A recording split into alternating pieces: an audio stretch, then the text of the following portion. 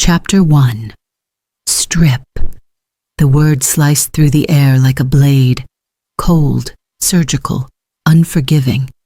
Seraphine's fingers froze against the second button of her Maid uniform, her breath catching somewhere between her throat and her lungs. The silk fabric suddenly felt like sandpaper against her trembling skin. This wasn't real. This couldn't be real. But Seo Ki-won stood 10 feet away in his charcoal Armani suit, arms crossed, expression carved from ice, and his eyes, God, those eyes, watched her like a predator measuring wounded prey. "I don't." Her voice cracked.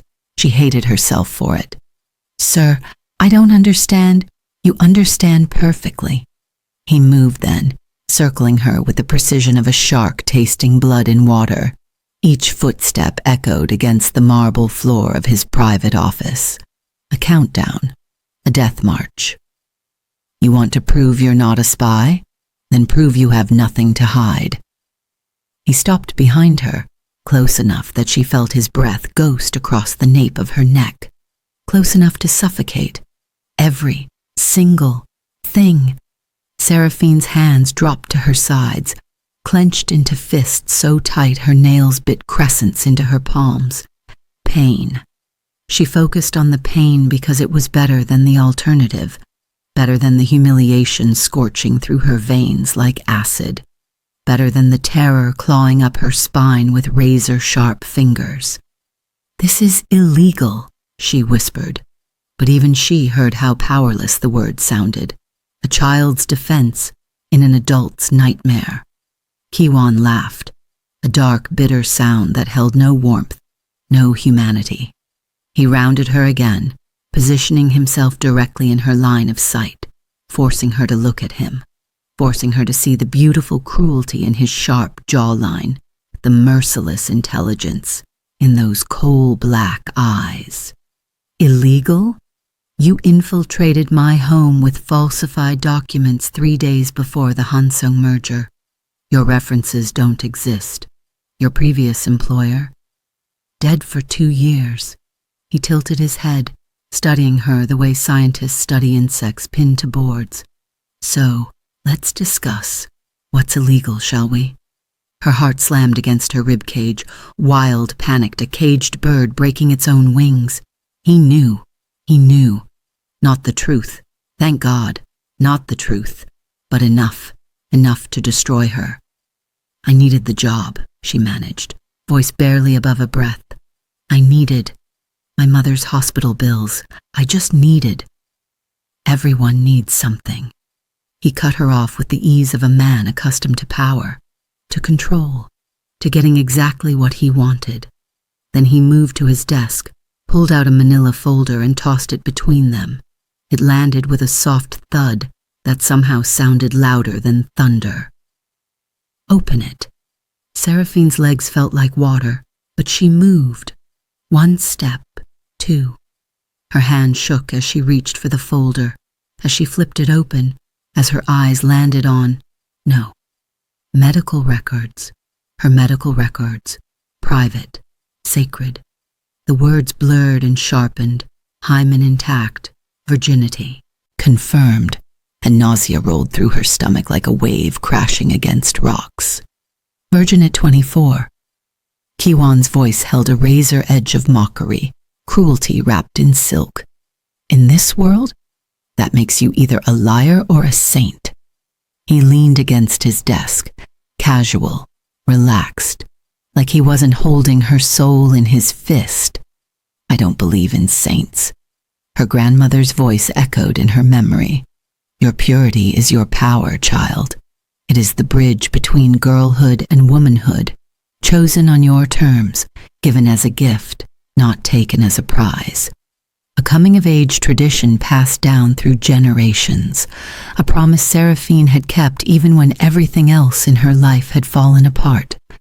And this man, this cruel, beautiful monster, knew. He knew the one thing that could break her. "You can't." Her voice died in her throat. "I can." 2 words. That's all it took. Ki-won pushed off the desk, closing the distance between them until she could see the gold flecks in his dark eyes, until she could smell his cologne, cedar and smoke and danger. Here's the deal, Serafina Lucci. You stay in this mansion. You work as my maid. You let me watch you, test you, study you until I'm satisfied you're not the threat I think you are. He paused, and his next words came soft, lethal, devastating. And when I'm ready, when I decide I want proof of your innocence, you give me the one thing you've protected your entire life. Her breath stopped. The room tilted. Somewhere in the distance, she heard her own heartbeat. Too fast, too loud, screaming, "Run, run, run." But her feet stayed rooted to the floor. "Satisfy me," Kiwan whispered, and his smile was the cruelest thing she'd ever seen. "And I'll set you free." The folder slipped from Seraphine's numb fingers, scattering her secrets across the pristine marble. And in that moment, trapped between a lie she couldn't confess and a truth she couldn't surrender, she understood something terrible. Freedom had never been further away.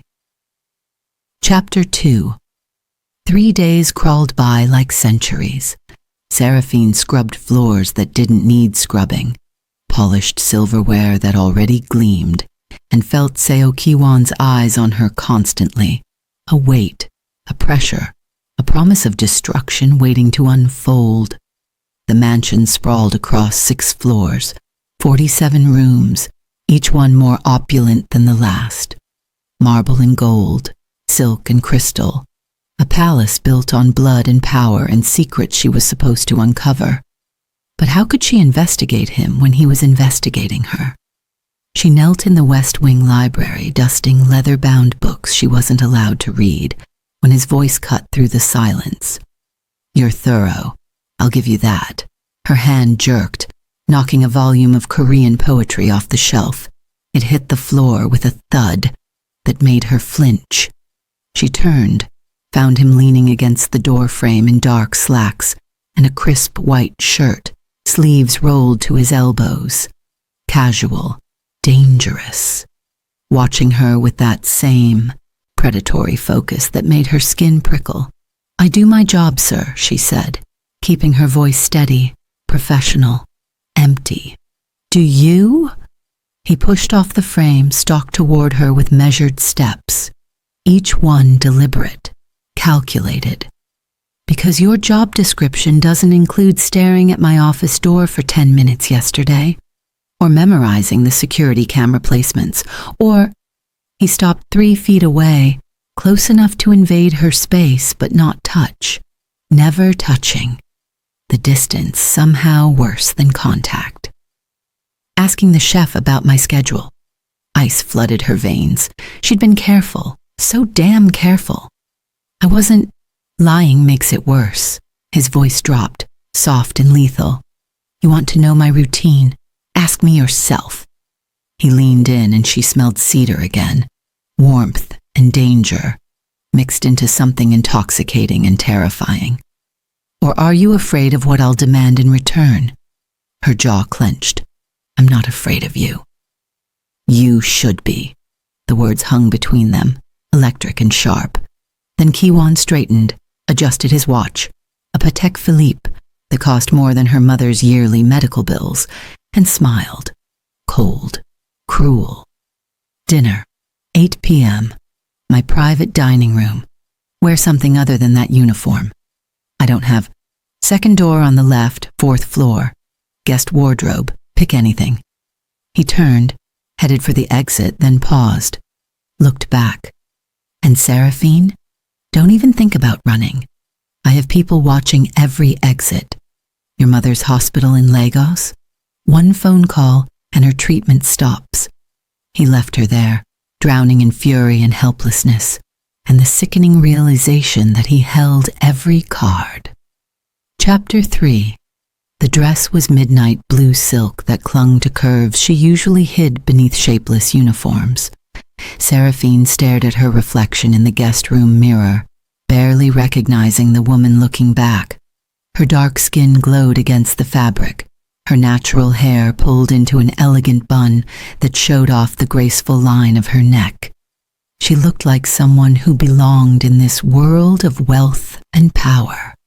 She looked like a lie. At exactly 8 p.m., she knocked on the private dining room door. Enter. The room was intimate.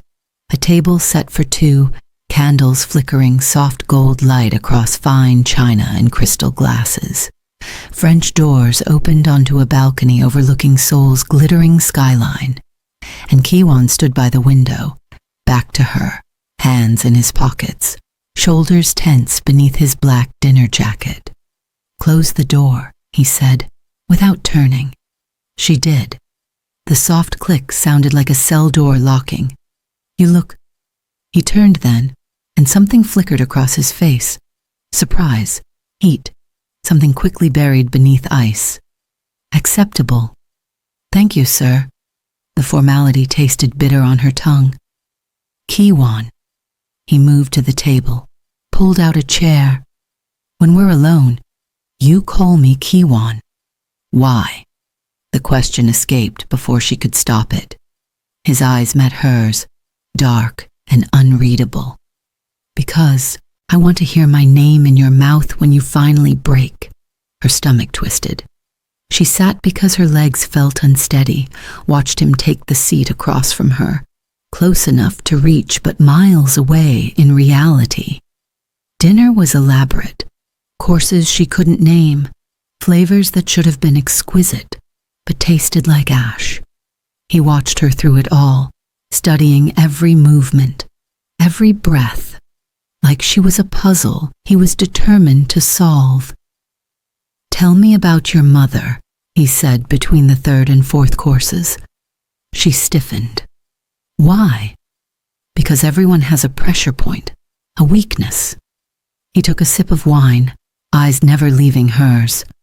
"Yours is her. I want to understand why." "There's nothing to understand. She's sick. I need money. That's..." "Bullshit." The word cracked like a whip. "You have a degree in business analytics from University of Lagos. Graduated top of your class. You could work anywhere, make decent money." He leaned forward, candlelight casting shadows across his sharp features. "So why take a maid job under a false identity in a foreign country? What are you really after?" Her heart hammered. The truth sat on her tongue. "I was hired to assess you, to determine if you're fit to lead Hansung Corporation, to investigate whether the rumors about your instability are true, but saying it would end everything." "Desperation makes people do irrational things," she said instead, "or calculated things disguised as desperation." His gaze sharpened. "Which one are you, Seraphine? Desperate or calculating?" "Can't I be both?" The corner of his mouth twitched, almost a smile, almost human. "Maybe you can." He stood, walked to the French doors, stared out at the city. "My father thinks I'm unstable, paranoid, that I see threats where none exist." His voice went quiet, rough. "But the last woman who slept in my bed, she sold our product designs to our biggest competitor, cost us 80 million won, nearly destroyed my credibility." Understanding crashed into Seraphine like a wave. This wasn't just about corporate espionage. This was personal, a wound that hadn't healed. "So you assume everyone is guilty," she whispered, "until proven innocent." He turned back, and the vulnerability she'd glimpsed vanished behind ice. "Which brings us back to you. Prove your innocence, Seraphine, or eventually I'll take what I'm owed." He left her alone with the candles and the uneaten food, and the terrible weight of knowing she was lying to a man who'd already been destroyed by lies. Chapter 4. The test started the next morning. Seraphine found a stack of documents, accidentally left on the hallway table. Merger contracts, financial projections, confidential emails marked private. She walked past them 3 times, felt Kiwon's presence somewhere in the shadows. knew this was a trap. She didn't touch them. 2 days later, she overheard a phone conversation, Kiwon arguing with someone about security vulnerabilities, mentioning specific server locations and passwords. He left the office door cracked open.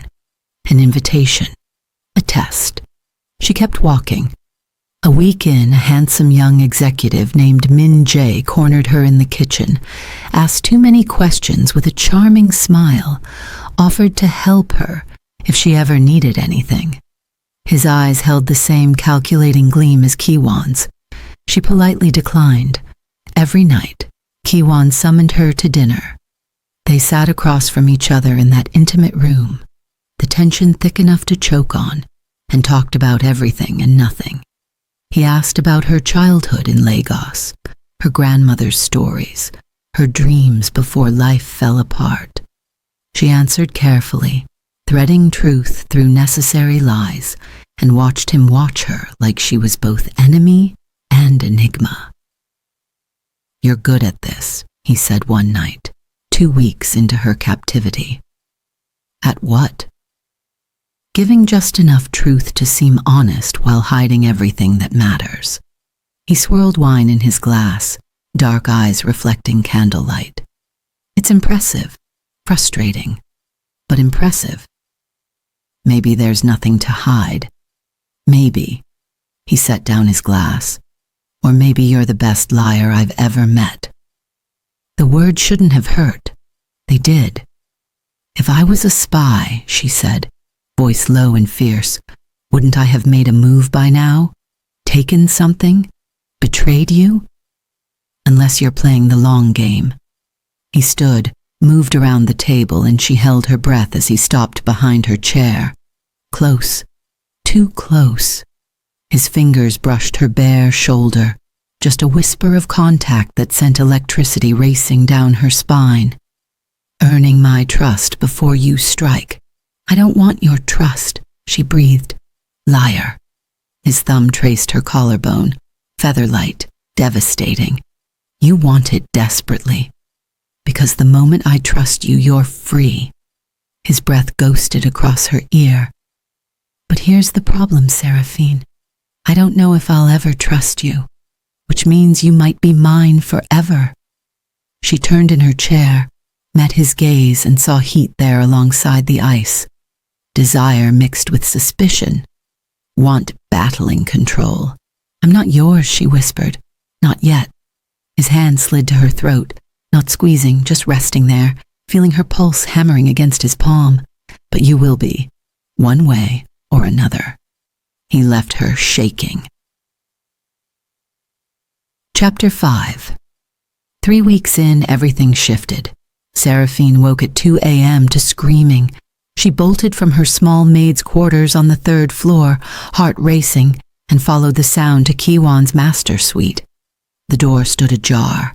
Light spilled from inside, and the screaming, raw, agonized, tearing through the silence like a wounded animal, came from him. She shouldn't enter, shouldn't care. He was her captor, her tormentor, the man holding her mother's life hostage. But her feet moved anyway. Kiwon thrashed in his bed, tangled in silk sheets, face twisted in terror, sweat coating his skin. "No, don't, please." Korean and English mixed, desperate and broken. Nightmare. He was having a nightmare. Seraphine approached cautiously, reached out, touched his shoulder. "Kiwon, wake up." His eyes snapped open. His hand shot out, grabbed her wrist, twisted. She gasped, found herself pinned beneath him on the bed, his weight crushing her, his forearm across her throat. "Kiwon, it's me, Seraphine." Panic clawed at her. Recognition flooded his face. Horror followed. He released her like she'd burned him, scrambled back, chest heaving. Fuck. I didn't. His hands shook. His whole body shook. She sat up slowly, rubbing her wrist. "You were having a nightmare. Get out." "Kiwon." "I said get out." The command cracked with desperation. But Seraphine saw it now, the vulnerability he'd buried under ice and cruelty, the wounds he hid, the human beneath the monster. "No," she said quietly. His eyes widened. "What?" I said no. She moved closer, slowly, like approaching a wounded predator. "You don't get to show me this. Show me you're human, and then hide again. You don't know anything about me. Then tell me." She sat on the edge of his bed, kept her voice soft. "Tell me what haunts you." For a long moment, silence stretched between them. Then Kiwan's shoulders sagged, and he looked 16 instead of 32. "Her name was Yuna," he said, voice raw. "She was beautiful, smart. I thought I loved her." He laughed bitterly. "Turns out she was paid by our competitors. Everything was an act. The smiles, the touches, the words she whispered in the dark, all choreographed to get close to me, to steal from me." His hands clenched into fists. "I gave her everything. She took it and destroyed me." Seraphine's chest tightened. "I'm sorry." "Don't." He looked at her then, eyes glittering with unshed tears and rage. "Don't apologize when you're doing the same thing.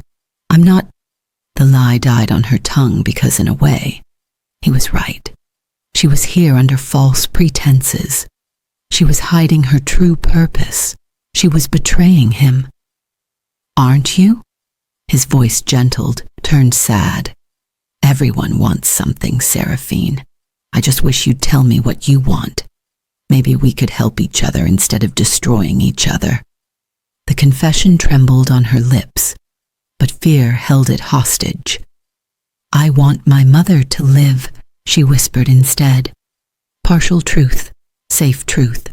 Kiwan nodded slowly, like he'd expected nothing more, nothing less. "Then keep working, keep passing my tests, and maybe one day I'll believe you." He lay back down, turned away from her. Dismissal. "Close the door on your way out." But Seraphine didn't leave.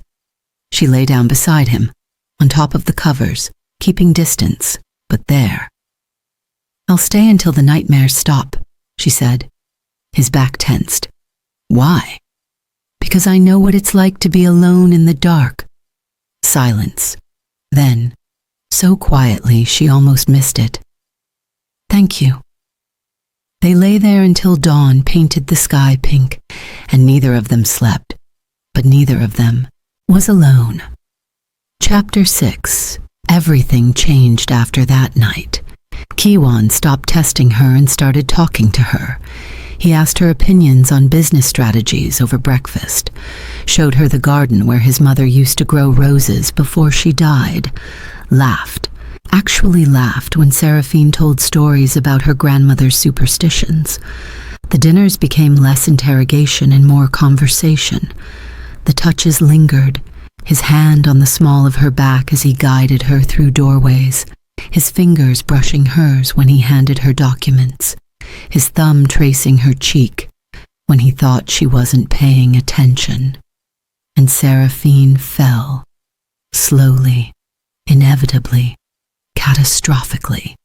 She fell for the way he listened when she spoke, like her words mattered, for the protective way he positioned himself between her and his more aggressive executives, for the soft smile he wore when he caught her singing while cleaning, thinking no one could hear.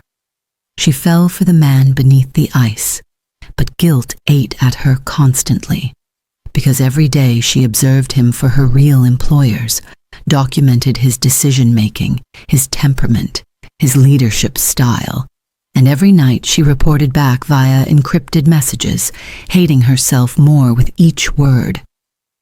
"He's brilliant," she wrote. "Paranoid, yes, but with good reason. Capable of leading, worthy of the position." "And personally?" her handler asked. Her fingers hovered over the keyboard. "Complicated, wounded, human. Complete your mission. Get close enough to access his private files. We need proof of stability, not poetry." She stared at the words, bile rising in her throat. They wanted her to betray him completely, to invade his privacy, to use the trust he was slowly, painfully giving her. She couldn't do it, but she couldn't stop either. Her mother's bills piled higher. The hospital sent urgent notices, and the people who'd hired her made it clear, complete the mission or face consequences.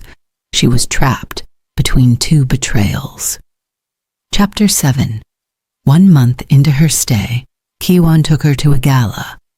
"I need a date," he'd said that morning, casual, like it wasn't the first time he'd publicly acknowledged her existence beyond the Maid. "Wear the black dress. Second wardrobe, top rack." The dress was Versace, backless, elegant, sinfully expensive. Seraphine stared at her reflection and barely recognized herself. Ki-won's expression when she descended the stairs made her breath catch. Heat, pure, undisguised heat in those dark eyes as they tracked over every inch of her. "Beautiful," he murmured, and this time it wasn't cold or calculated. It was reverent. The gala was everything she expected. Wealth on display, politics disguised as small talk, champagne flowing like water. But Ki-won never left her side. His hand stayed on her lower back, possessive and protective. He introduced her as Seraphine. No qualifiers, no explanations. And when Park Ming-yu, a rival executive with wandering eyes, asked her to dance, Ki-won's arm tightened around her waist. "She's mine," he said, voice dangerously soft. "I'm not." Seraphine started. "You are." He turned her to face him, and the intensity in his gaze stole her protest. "Tonight, you're mine. Let me have that." So she did. She let him claim her on that dance floor, let him hold her close enough to feel his heartbeat against hers, let herself pretend this was real. "I'm starting to trust you," Ki-won whispered against her ear, as they swayed to music she couldn't hear over her own pulse. "That terrifies me." "Why?" "Because the last time I trusted someone, they destroyed me." His hand splayed across her bare back, warm and solid. "And if you're playing me, Seraphine, if this is all an act, it will break me beyond repair." Guilt crashed into her like a tsunami. "Ki-won, don't." He pulled back enough to look at her, and the vulnerability in his eyes nearly killed her. "Don't lie to me, not tonight. If there's something you're hiding, tell me now. I'll forgive anything except deception." The confession sat on her tongue. The truth begged for release, but fear of losing him, of failing her mother, of facing consequences she couldn't control, kept her silent. "There's nothing," she whispered, and hated herself for it. Ki-won studied her face for a long moment, searching for cracks, for truth. Then he nodded, pulled her close again, and buried his face in her neck. "Okay, I believe you." That night, after they left the event, she cried herself to sleep, knowing she was becoming the very thing he feared most. Chapter 8. The crisis came on a Tuesday. Seraphine was organizing Ki-won's office when Min-jae burst in, face pale. "Security breach. Someone accessed the server room last night, downloaded the Hansong merger files." Ice flooded her veins. "What?" "Digital forensics traced it to a terminal in the West Wing library." His eyes narrowed. "Where you were cleaning yesterday evening." No. I didn't." "Save it." Min-jae grabbed her arm, yanked her toward the door. "Mr. Seo wants to see you, now." They dragged her to Ki-won's private office, shoved her inside. He stood by the window, back to her, shoulders rigid with fury. "Ki-won, I didn't do this." "Silence." The word cracked like a gunshot. He turned, and the man looking at her wasn't the one who'd held her gently on the dance floor. This was ice and rage and betrayal incarnate. "Digital footprint matches your employee ID. Timestamp places you in that room, and he held up a USB drive. This was found in your quarters. Care to explain why classified merger documents are on it? Her world tilted. That's not mine. Someone planted. Don't. He stalked toward her, and she backed up until she hit the wall. Don't you dare lie to me again. I gave you chances. So many fucking chances. I trusted you. His voice broke on the last word. I let you see me, the real me.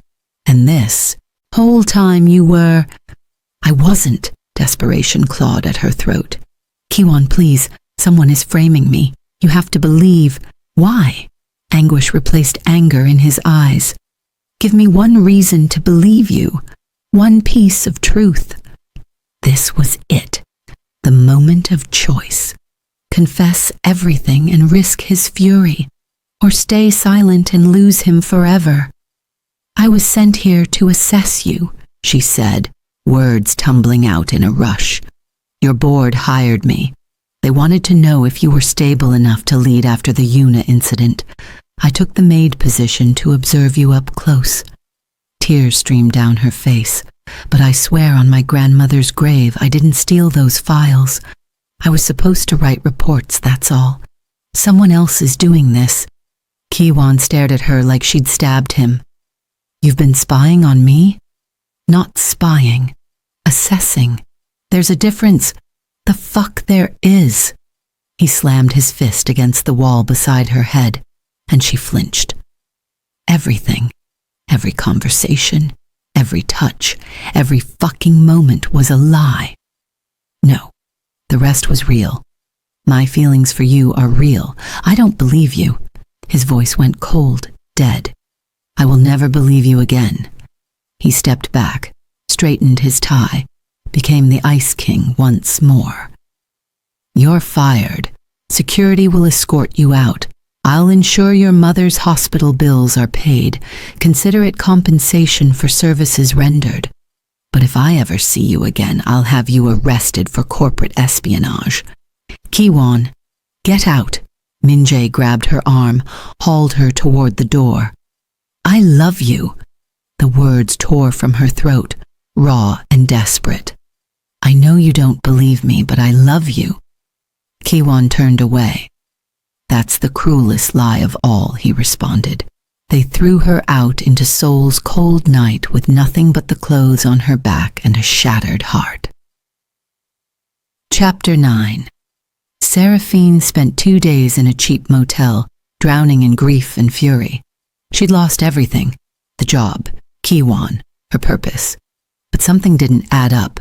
Those files on the USB drive. She'd never seen them.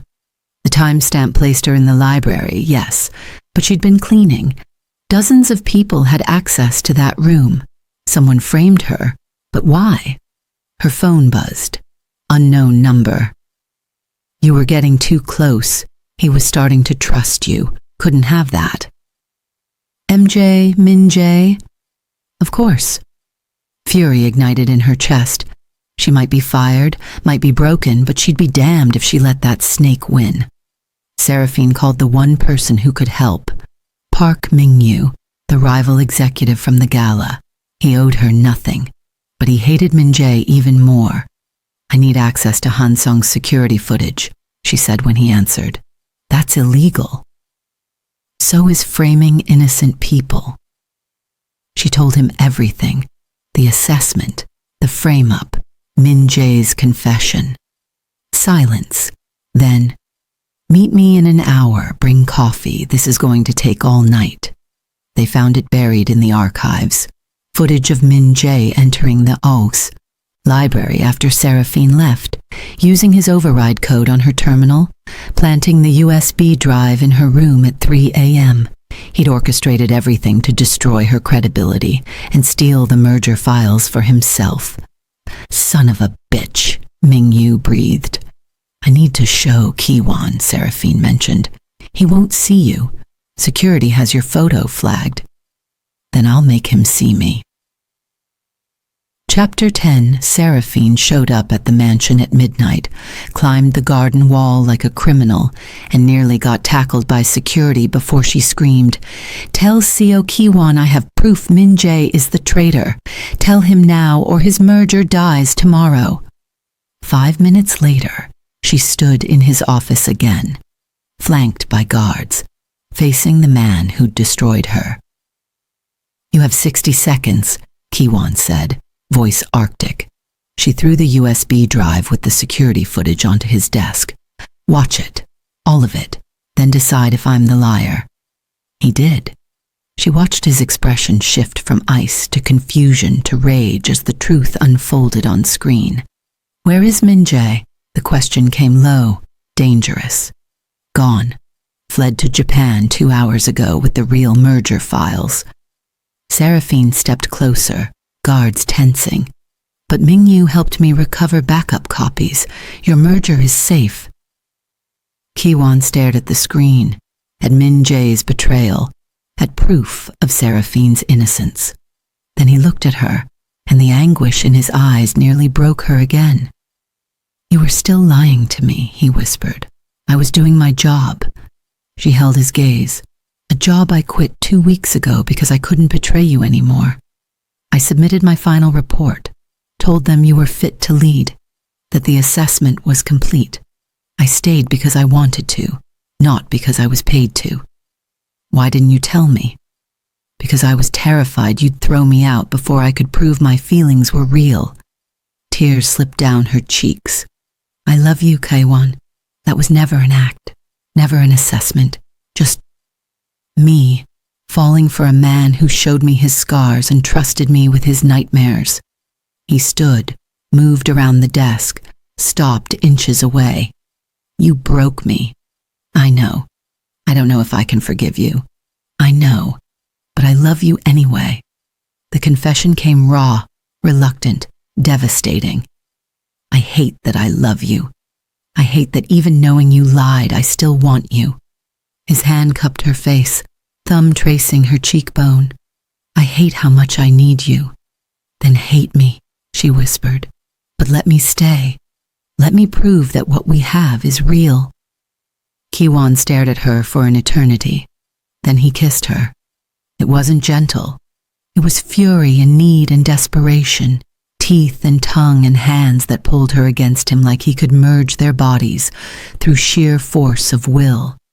She kissed him back with everything she had, apology and love and promise. And when they finally broke apart, both breathing hard, his forehead rested against hers. "If you ever lie to me again," he breathed, "I will destroy you. I know. Stay. Not a request, a plea. Always." Chapter 11. Rebuilding trust took time. Kiwon kept her close but wary, watching for cracks or deception. Seraphine gave him complete transparency, access to her phone, her emails, her every movement. She answered every question, endured every test, and slowly, painfully, the ice thawed. Min Jae was arrested in Tokyo 3 weeks later. The merger went through successfully. Kiwon's leadership was vindicated. And through it all, Seraphine stayed. They had dinner every night, like before. But now the conversations went deeper.